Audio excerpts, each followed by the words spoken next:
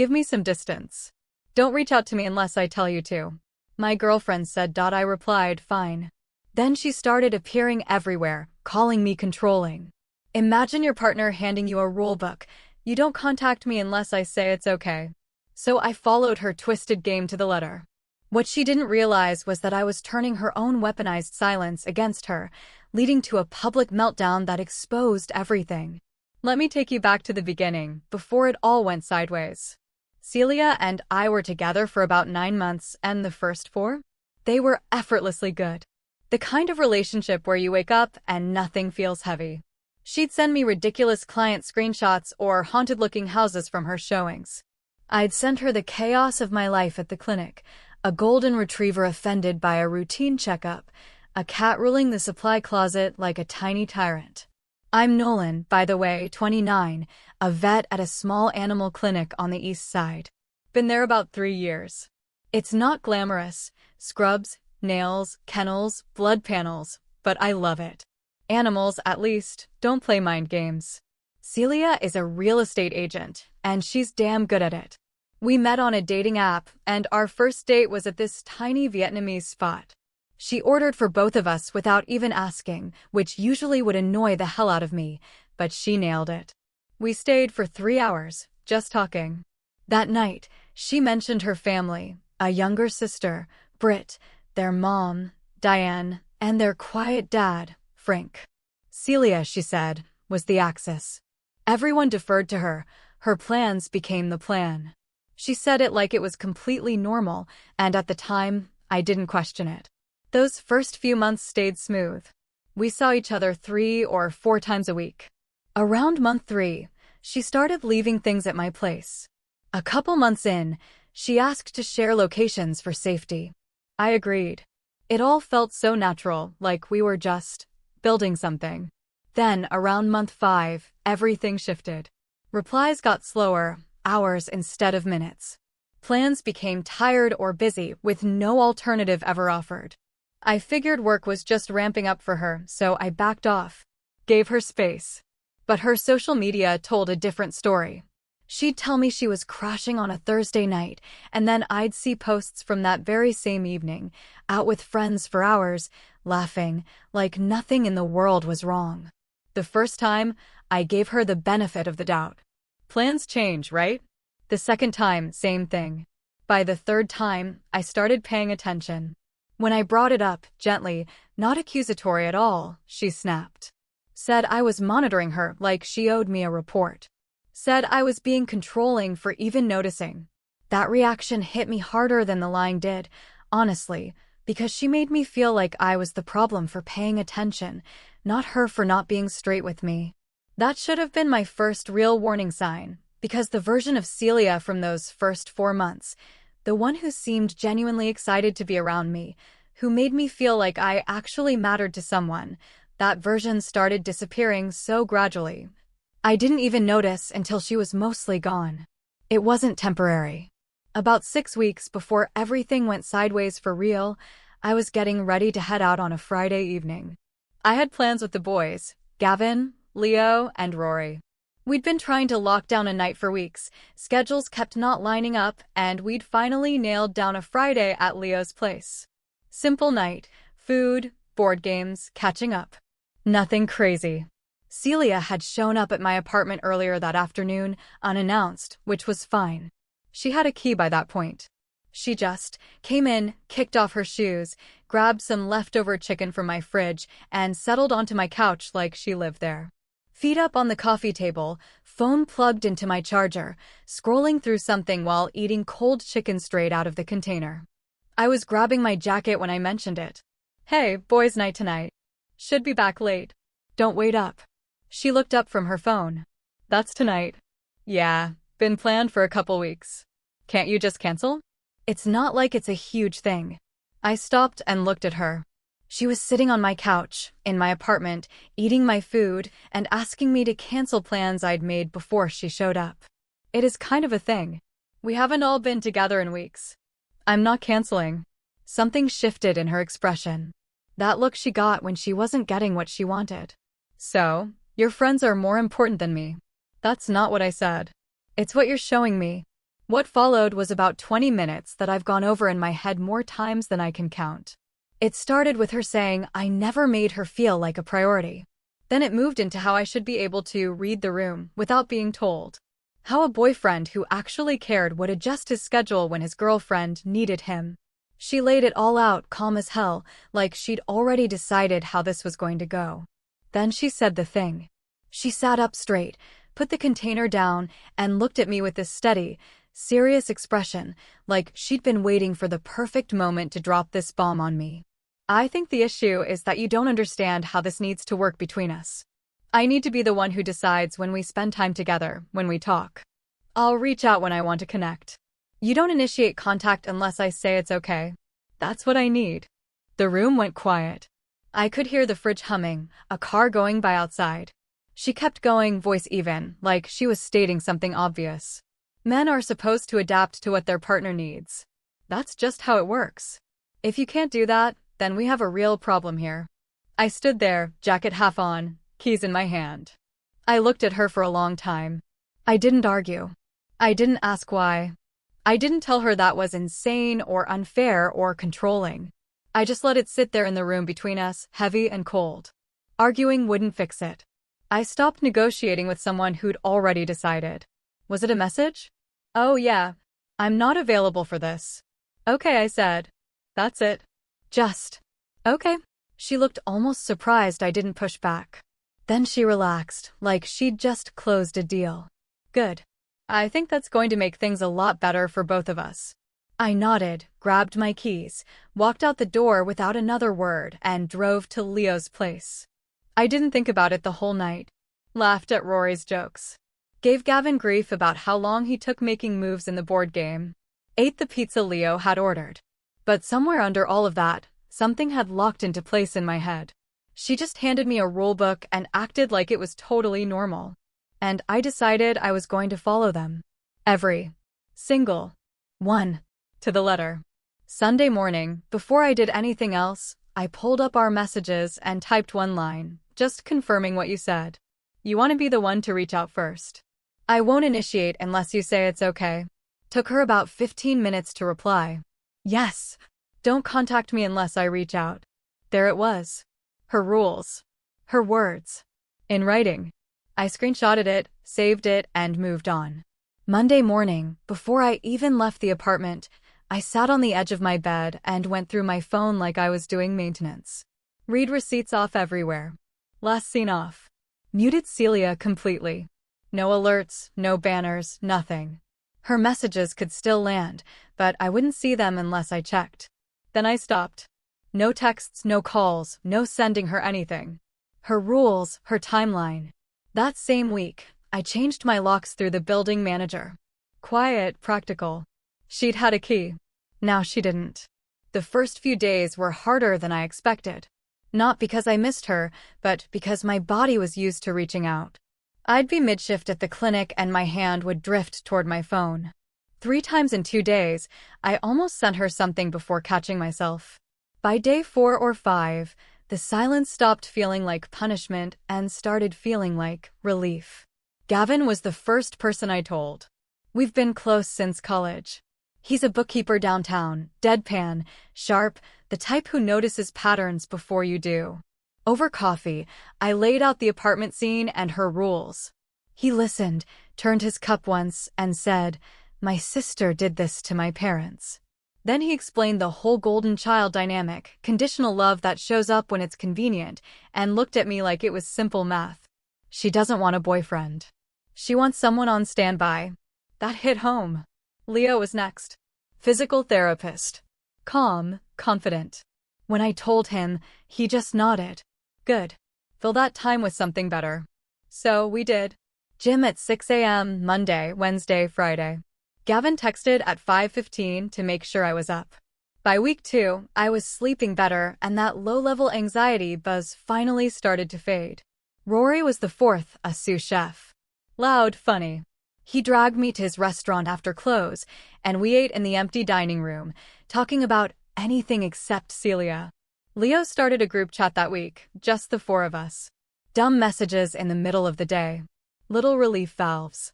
It became the center of my social life without anyone even naming it.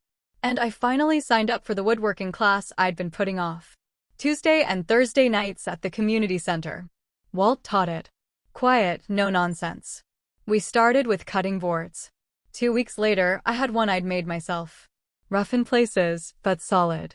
Real. Mine. By the end of the second week of going quiet, the routine was set. Gym 3 mornings a week, woodworking twice a week, dinners with the boys. The lighter feeling wasn't something I manufactured. It just showed up. About 2 weeks in, a regular Tuesday morning, I was in the middle of getting ready for the clinic when I checked my phone. There were messages from Celia. Then more. The first one was casual, like nothing had happened. Hey, what's up?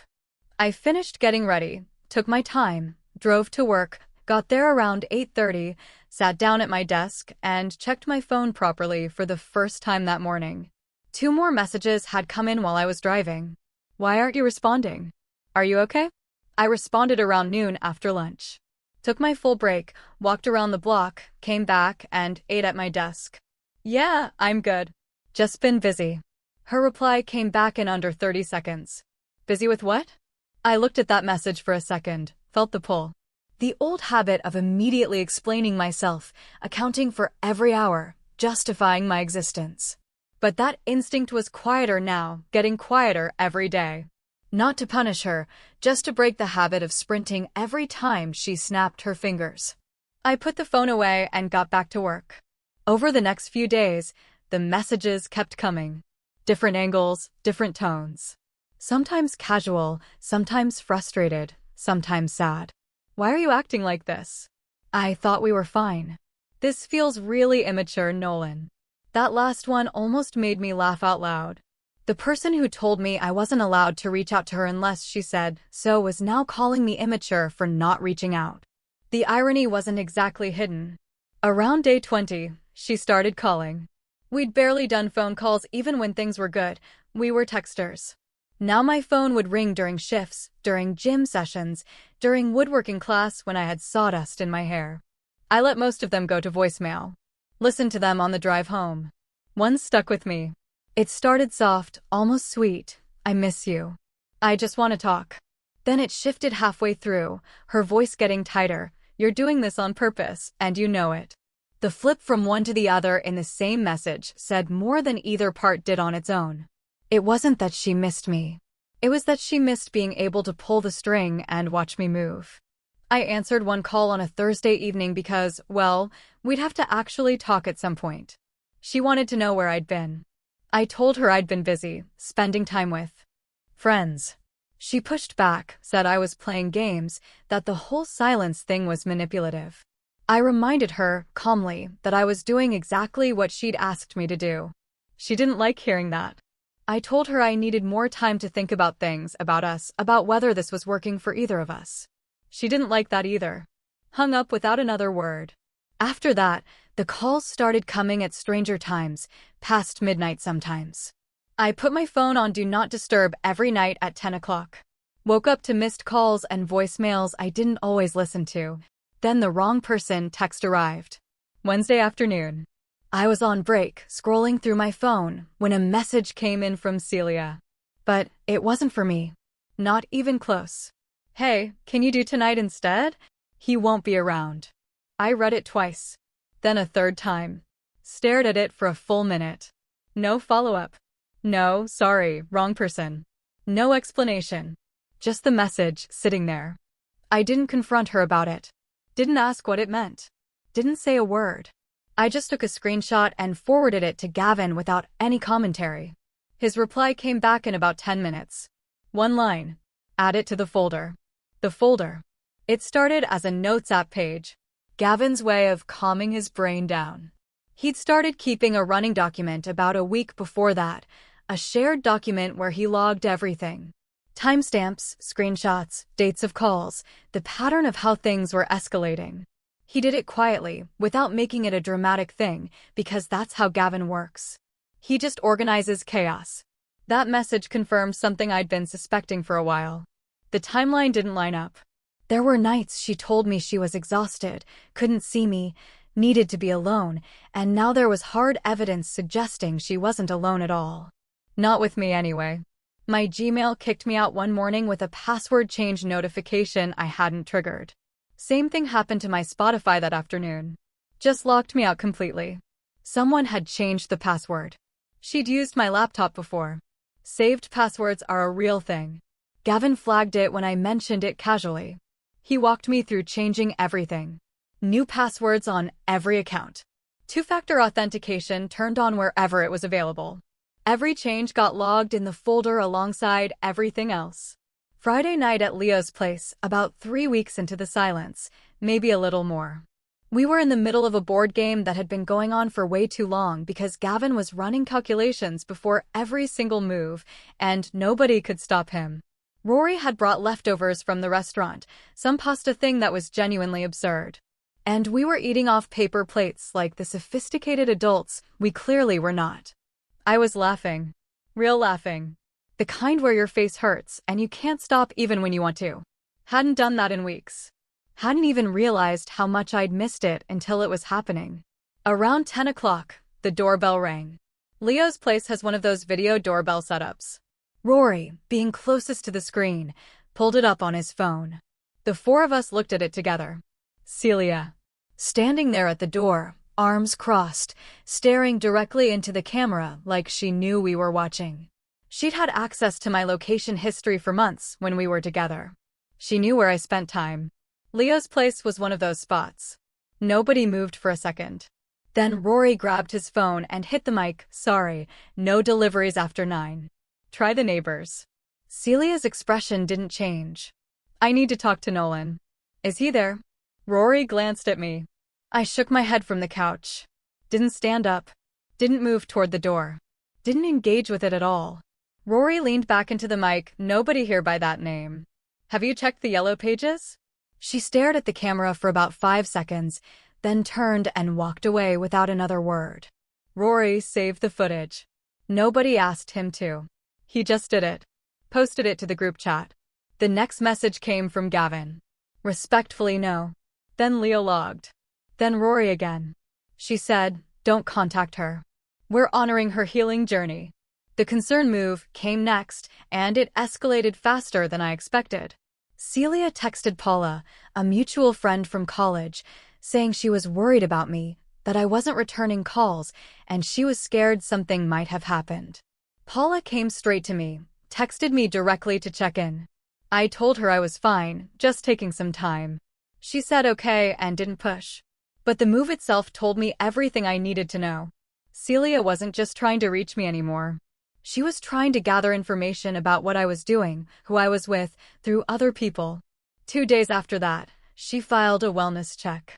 Monday morning, I was lacing up my shoes, about to head to the clinic, when there was a knock at my door. 2 officers, polite, professional, nothing aggressive about it, said they'd gotten a call about a welfare check on my address. Someone had reported they were concerned about my well-being. I told them I was fine, showed them I was literally about to go to work, asked if they could tell me who'd made the call. They couldn't. That's not how it works. Thanked them, closed the door, and stood there for about 30 seconds just breathing.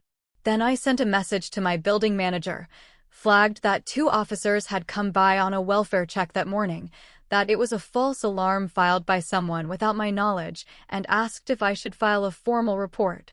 She said yes, I did. Documented the date, the time, the officers' names.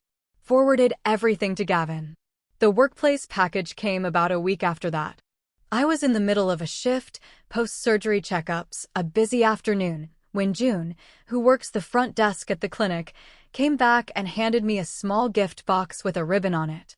Said there was no return name, but there was a card attached.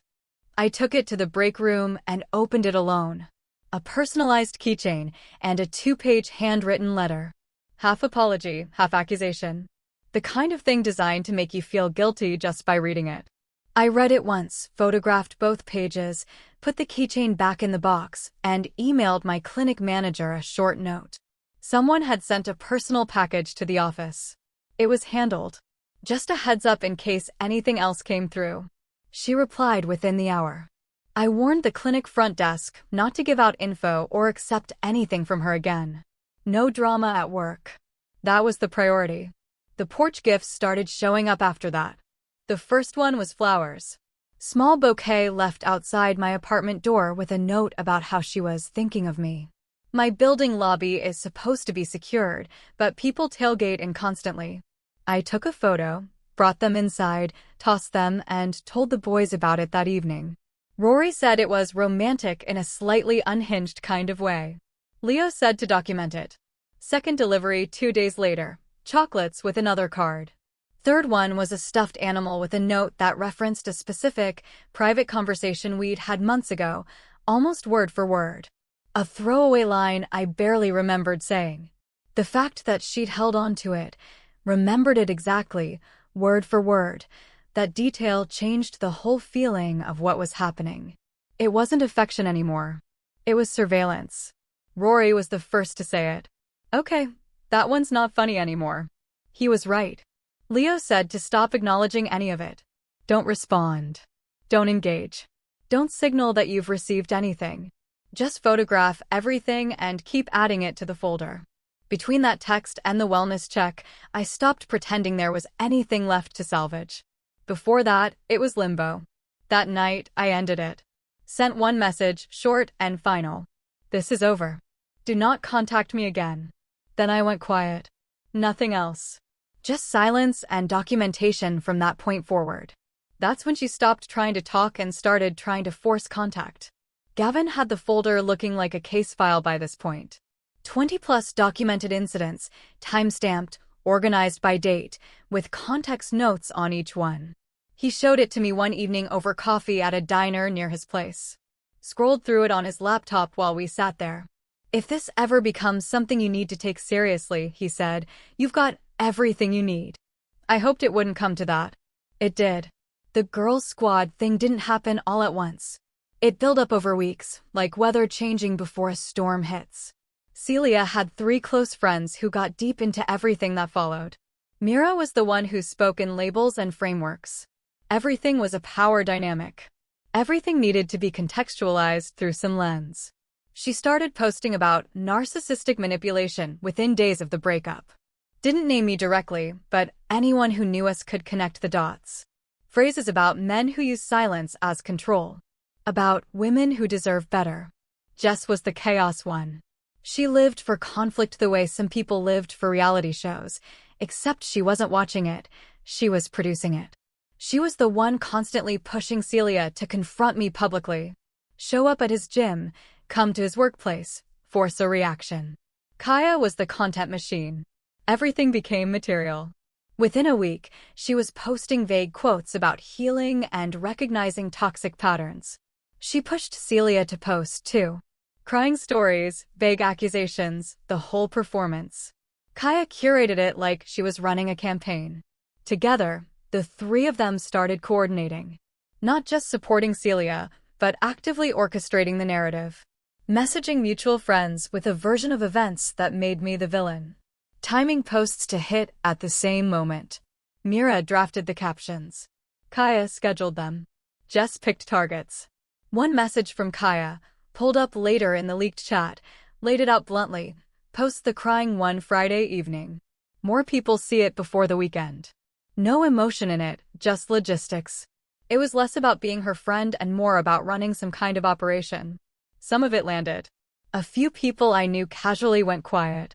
One guy, who I'd grabbed food with a couple of times, sent me a weird message about checking in that felt more like information gathering than genuine concern. The story was spreading, at least in certain circles. But here's the thing about a smear campaign. It works best when the person on the receiving end reacts, gets defensive, posts something emotional, engages with the narrative, and gives it fuel. I didn't do any of that. Posted nothing. Said nothing publicly. Let it run. Around the same time, I started seeing someone casually. Her name's Asha.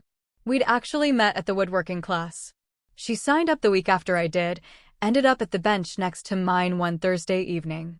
Funny, easy to be around, had zero interest in anything dramatic. We started grabbing food after class one night, and it just kept happening. Nothing heavy, no labels, just two people who enjoyed each other's company. I told Asha about the whole situation before she heard about it from anyone else. Sat her down, showed her the posts, walked her through the timeline. Her reaction wasn't fear or hesitation. It was more like, that is genuinely insane. Are you handling it okay? I was handling it fine. Better than fine, actually. And having someone in my life who just wanted to hang out and have a good time? The contrast between that and everything with Celia was almost absurd. The fake accounts showed up around week 6 of the campaign. Accounts with no history, no real information. They started commenting on old posts of mine. One of them even sent a message directly to Asha. I still don't know how they found her contact, implying I wasn't who I seemed to be. Asha forwarded it to me. The point didn't need words. Leo helped her report it. The account was taken down within a day. But the fact that someone had specifically gone looking for her?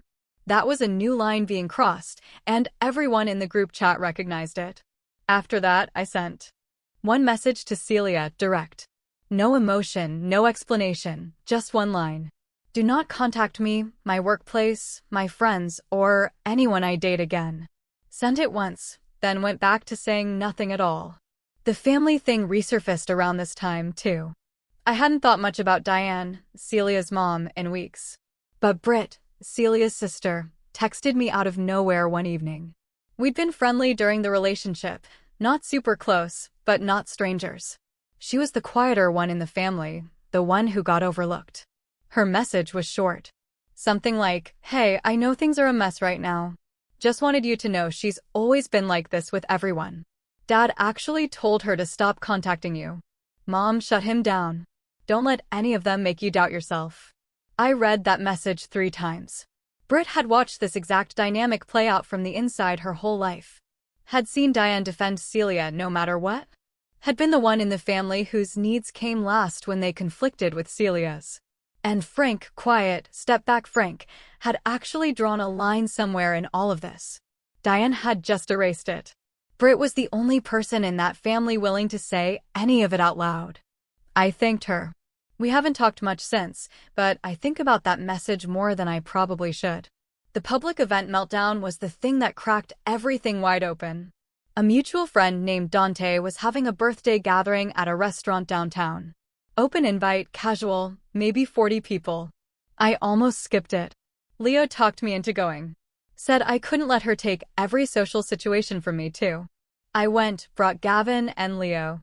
Spent the first hour having a genuinely good time. Talked to people I hadn't seen in months. Laughed at stories. Ate the food. Normal stuff. Celia showed up around 10:30. I don't know if she knew I'd be there or if it was coincidence. Doesn't matter. What happened next does. She spotted me across the room. I saw her see me. Something in her expression changed. Went from surprise to something tighter, more wound up. She walked toward me. Her girlfriends weren't with her. She'd come alone. The room was loud enough that most people didn't notice at first, but when she got close enough, her voice cut through. We need to talk right now, tonight. You can't keep doing this to me. I didn't raise my voice. Didn't move from where I was standing. Just looked at her. I don't want to do this here, Celia. She didn't care. Started talking louder about how I was manipulating her. About how I was ignoring her on purpose to make her look crazy. About how everyone could see what I was really doing. The volume kept climbing. People started turning around. Leo appeared at my side like he'd materialized from thin air. Didn't look at Celia, just looked at me and said, "You good?" "I'm good." Leo nodded once, then turned and walked calmly toward Dante. 2 minutes later, Dante approached Celia politely and let her know this was a private gathering and he'd appreciate it if she could step outside. When she didn't move, Dante asked one of the guys working the door to escort her out. The whole thing took maybe 4 minutes. Celia left without another word, but the expression on her face as she walked out wasn't anger. It was something tighter than that. Something that looked a lot like someone realizing the script had stopped working. Someone in the room recorded the whole exchange. Not me, not any of my friends, just someone who was watching and had their phone out. Leo made sure to get a copy. 2 days after the event, Diane texted me directly. I almost didn't open it, but I did. It was short. Said something about how Celia had been going through an incredibly difficult time because of my behavior, and with how hard things had been for her, she felt I owed some kind of compensation. The amount Diane suggested was $3,000. I forwarded the message to Gavin without comment. His reply was immediate. Screenshot that. That's the one. Then, about a week later, Jess made a mistake. She was in a group chat with Mira and Kaya, coordinating the next round of the campaign. Apparently, deciding who would post what, timing it out, scripting captions. At some point, someone in that chat accidentally added a mutual friend to the thread. That friend saw everything. Forwarded the screenshots to me without a word. The screenshots showed the whole operation. Mira suggesting specific language about abuse and control. Jess mapping out confrontation plans. Kaya organizing post timing across platforms. And in the middle of it all, Jess wrote something that stopped me cold. He wasn't supposed to find out about the other guy until after she'd already ended things with him. Anyway, there it was, confirmed in writing by one of the people running the campaign. Gavin added everything to the folder. Leo read through the screenshots and went quiet for about 5 minutes. Then he said simply, "Now you've got everything you need." For about a week after the group chat screenshots came out, I didn't do anything with them. Not because I was building up to something big. Not because I was waiting for the perfect moment. I just didn't feel the urgency. The documentation was there. The evidence was there. The truth was there, sitting in a folder, timestamped and organized.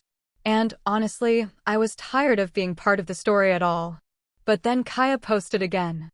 Another round of healing content, more vague accusations, more coded language about toxic men and women deserving better. It was getting repetitive, but it was still reaching people, still doing its job.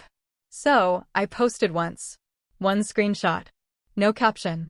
No commentary. No explanation. It was the text exchange from months back, the one where I'd confirmed her rules and she'd agreed in writing. Her reply sitting right there. Yes. Don't contact me unless I reach out. That was the whole thing. No framing, no spin, just her own words, time-stamped and real. I posted it, put my phone in my pocket, and drove to the gym. The response didn't need me to be there for it to happen. People started putting the pieces together on their own. The timeline. The contradictions. The fact that the person being publicly called a manipulator for delay ignoring someone was actually following that same person's explicit instructions to the letter. You didn't need anyone to spell it out. The receipt did the work all by itself. Some people reached out to me quietly. Not a huge group, but enough. A few of them said variations of the same thing, "We get it now." A few others just went silent, which told me everything about where they stood. I didn't chase anyone down about it. Didn't need to. The campaign didn't collapse overnight. Mira posted a couple more times. Kaya tried to frame the screenshot as me weaponizing her vulnerability, which was so disconnected from reality, it almost looped back around to funny. But the energy behind it was gone. The narrative had a crack in it, and once it was there, the whole thing started falling apart on its own. I said nothing else publicly, responded to nothing else. Went back to living my life. The next few weeks were the quietest things had been in almost a year. The group chat stayed active. Leo sent memes at weird hours. Rory complained about his kitchen staff. Gavin sent updates about whether the folder was still intact, which it was. But the noise around me had died down. The constant low-level buzz of someone else's drama was finally, genuinely gone. The gym became routine in a way it hadn't before. Not punishment, not trying to fix something broken, just moving my body, sleeping better, feeling stronger. Gavin and Leo were there most mornings. Asha and I kept seeing each other casually. No pressure, no labels, no one deciding when the other person was allowed to make contact. We'd text when we felt like it, make plans when it made sense. It was the easiest thing I'd experienced in a relationship in years. The anxiety didn't disappear all at once. It faded. Took time, but it did. There were mornings when I'd wake up and still feel that old tightness, that whole "am I good enough" thing, but those mornings got rarer. And then they stopped showing up at all. 3 months passed. I was at a coffee shop on a Saturday morning, a regular spot near my apartment, the kind where the baristas know your order without you having to say it. I was sitting at a corner table, reading something on my phone, half paying attention to the people around me, when the door opened and I looked up. Celia walked in.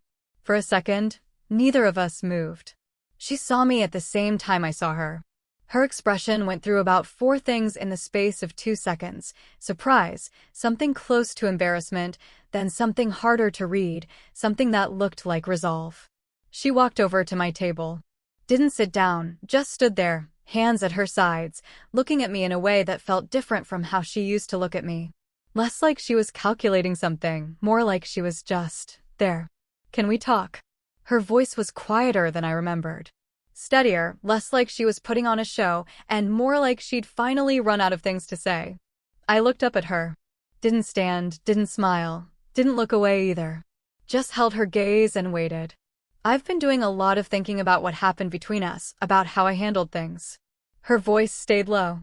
"I know I wasn't fair to you.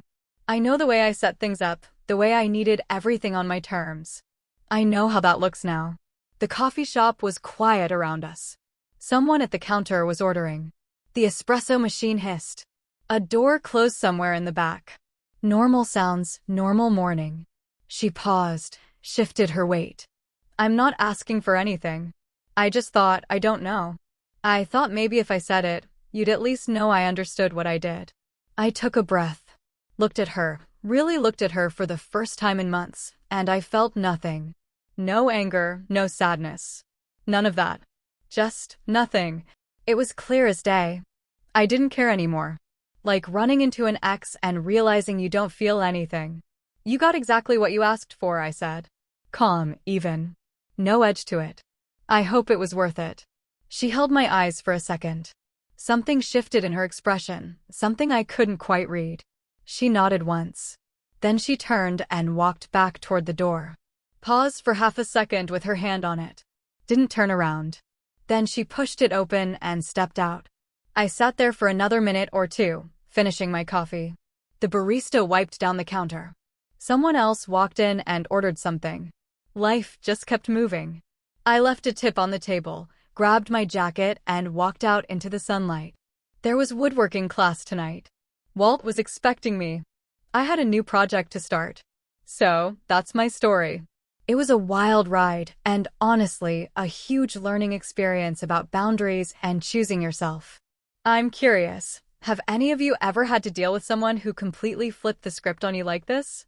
Or maybe you've had to follow a bizarre set of rules to deal with a difficult situation. Share your thoughts in the comments below. I'm really interested to hear what you guys think.